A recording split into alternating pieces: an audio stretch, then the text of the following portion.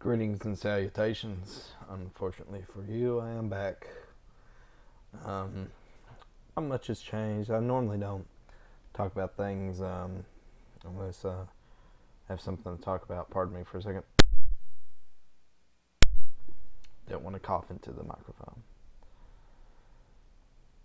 I typically don't talk about things unless I have something to talk about. And I understand there's this hullabaloo about like Gygax being sexist, which he wasn't. You can watch a video. You can watch an interview that Dungeon Delver did. He has a telephone interview he did with Gary Gygax years ago. That's on YouTube for free. And one of the subjects he talked about was the whole thing. But that's not what I'm talking about. I'm talking instead about the concept of having good and evil in your games. I bring this up because there is a video by a YouTuber. Let me find it. It's in my save to watch later playlist. It is called Why Evil Races in Fantasy TTRPGs Are Good by Trill, and it's kind of one of those things where it got me brainstorming, and I was like, I have something to talk about now. So one of the reasons why I think it's important to have alignment in your games is because it helps not only from a narrative perspective, but from a gameplay perspective. From a gameplay perspective, I say, because even in the most sandboxy kind of adventures, I'll example, right? So, okay, Labyrinth Lord, right? So, one of the first games I ever bought whenever I got into this hobby, and I just hadn't talked about it a lot because, like, games like Basic Fantasy and stuff like that, they get more clicks than Labyrinth Lord does for whatever odd reason. But generally speaking, you play one, you've played them all. They're really not that different. So, just insert BX OSR game here, and it'll be fine. So one of the most doing random dungeons is one of my favorite things to do because I can come up with an idea seed based upon that role. And one of them was I had a dwarf tribe that was living down there with a leader, and I also had a Morlock tribe, a very big one, that were both living on the same level of the dungeon. And I needed an explanation for the dwarf ones to be the way they were. And then I finally rolled up some Morlocks, and I was like, oh, I got an idea now. So, the dwarves are this way. They're highly territorial, and they're very standoffish, and they're not evil. They're neutral, but they'll defend themselves, and they're distrustful of any intruders because of the Morlocks living down here, because they outnumber them greatly, like 2-1. So, and Morlocks, for those of you who don't know, are cannibalistic subterranean humans. And they'll eat other humanoids. So just as an idea, so it's like, which is an intrinsically chaotic thing to do, because Labyrinth Lord, just like a lot of BX games, they have the 3-point alignment system of lawful, neutral, and chaotic. And Morlocks are chaotic, and the dwarves were neutral. So, or they could be lawful, but I said neutral for this. On the off chance there was like a conflict within a dungeon or something like that. Pardon me. But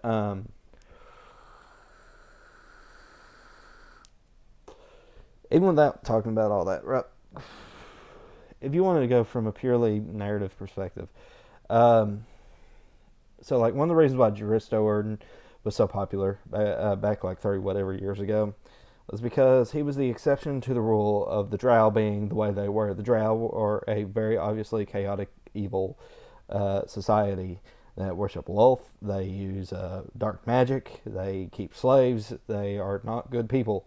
And Driss was fascinating because he was an exception to that rule. And it's kind of one of those things where whenever that started happening, everybody else started doing it, and so when everybody's special, nobody's special. So it's one of those things where if you're going to have your players play a historically chaotic, evil race, they need to be an exception, not the rule, and it should be done very sparingly. I would definitely say. Like, I wouldn't want my entire party be walking around as orcs. Uh, and even with when it comes to narrative, it applies in the real world too, because we're going to talk about George R. R. Martin, right? Real quick.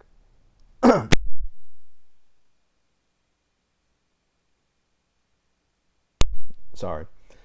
But we're going to talk about George R. R. Martin real quick, because George R. R. Martin subscribes to what I call a worldview hypocrisy. He likes to pretend that his works of his characters are morally gray and morally ambiguous, and that the world really has no standard of objective good and objective evil. But in order for his scenes to be compelling and even have a shock factor, like what he normally does, he has to presuppose an idea of good and evil. That's why when something like the Red Wedding happens, we're so appalled, because it's an intrinsically evil thing to do. So even if you're going to go to the narrative route, well, then it doesn't work if you don't have good and evil, a concept of good and evil. And George R. R. Martin does. He just doesn't like to admit it. So great writer, but terrible when it comes to like metaphysics.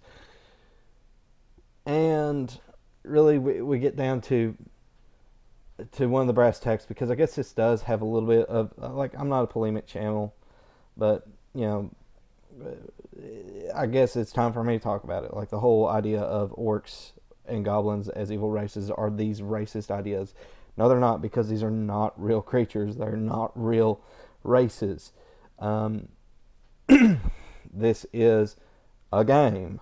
It is fictional. And it's so weird to me that people will say, "Oh, they're stand-ins for minorities," when you can play a black or yellow or brown skin dwarf, elf, human, halfling, whatever. Your GM can come up for a reason if you absolutely have to have an explanation for the color of their skin. But generally speaking, as somebody who's not insane, that question has never come up, because there's never been an explanation needed. You don't need an explanation for that thing. What your character looks like in your head is fine. It's perfectly okay, and it's valid. It doesn't matter. But it's so weird to me that they say, "Oh, these are stand-ins for minorities," because that's an intrinsically racist thing to say. What are you trying to say? This race that in the books and in the fictional works that the books take inspiration from, you're going to say, this monster is primarily made up of bloodthirsty, wrathful, angry, raping, pillaging, barbaric monsters. You know what they're kind of like? They're kind of like these people over here in this part of the world. Now, that's a racist thing to say, but that's what they're saying, and they're trying to gaslight you into thinking that you're the racist. But you're not the racist, because you're not an idiot. You're not a moron. You have a concept of good and evil. You know what a bad argument is, and saying that orcs are stand-ins for this race, or goblins for this religious group or whatever, you know that's a stupid argument, because those monsters don't exist, and they were not based on them even in the source text that they come from. So, with that being said, um, don't take advice from these idiots, because you have these big multi-billion dollar corporations like WotC and Hasbro that are telling you that, and then you have these shills on YouTube that are telling you that your table's problematic. Don't listen to them. Tell them to shut up. They don't know what they're talking about. Your group is your group. Your group is a group of friends. And you don't need somebody like Bob the World Builder or Jenny D or any of them saying that your table's problematic. You know what I say? They don't know your table. They don't know you. They can go get bent. So I've had that sitting in my pocket for a while. Okay?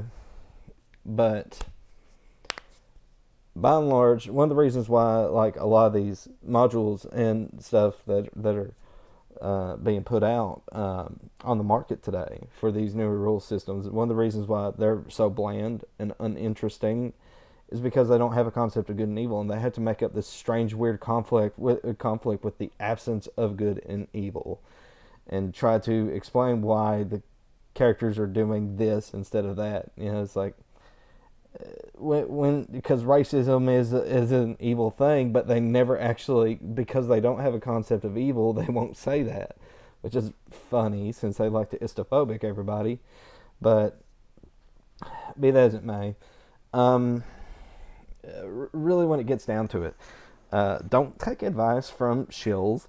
Don't take advice from people who are seeking to protect their paychecks from WotC and Hasbro and all that, and Paizo and Kobold Press. You know, all these companies are essentially saying, but because they all take the same stance on this thing, it's so weird.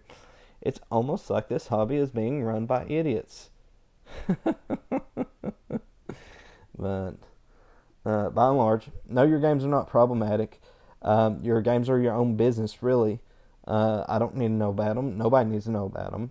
And however you run your game is, like, hey, look, like the thing with the Morlocks I talked about earlier, like those guys are dark. They're pretty gruesome, right? Like they take they like if you're a dwarf, like there's a 3 in 6 chance they're going to just straight up kill you. Everybody else they'll try to take captive and like, but dwarves they have a special hatred for, and they'll try to torture them if they take them alive. But most of the time they just outright kill them because they don't like them so much, and they will actually make pelts, quote, out of their beards and hang them up on the wall as a macabre trophy. So it's just kind of thing, and really get down to the brass tacks of it. It's just like whatever you take your inspiration from, that's your business, right? And like, no, it's totally fine and not racist if you want to run your orcs as evil, or your goblins as evil, or your elves as the good guys, or your humans as the good guys, or like I like to have my humans tend to take up most of the spotlight on the monster aspect of it because bandits and marauders and stuff like that. I mean, I'm just more of a swords and sorcery kind of guy. That being said, I do like high fantasy. I just like it better in my literature than I do my games. If that makes sense. But be that as it may, I think I've about said all I need to say. Shout out to UK basketball. Go Big Blue. 7-0, buddy. I tell you what, we're turning things around. But generally speaking, I'm trying to get more active, but I only really talk about things when I have something to talk about. I just started cracking open Labyrinth Lord again the other day, and like it was like, man, I really miss this game. It's like basic fantasy, and like I miss it too. So it's like I love these games. I like going back to the OSR because it's a label I don't really claim much anymore these days, but there's just a charm and stuff about that, especially when my channel started off as like more OSR oriented than anything else. It's nice to like crack open Labyrinth Lord or White Box. I've got that over there somewhere, or Basic Fantasy or whatever, And oh yeah, like I also got this the other day, so I never really had it, but I finally got it, and that was the Advanced Edition companion, right?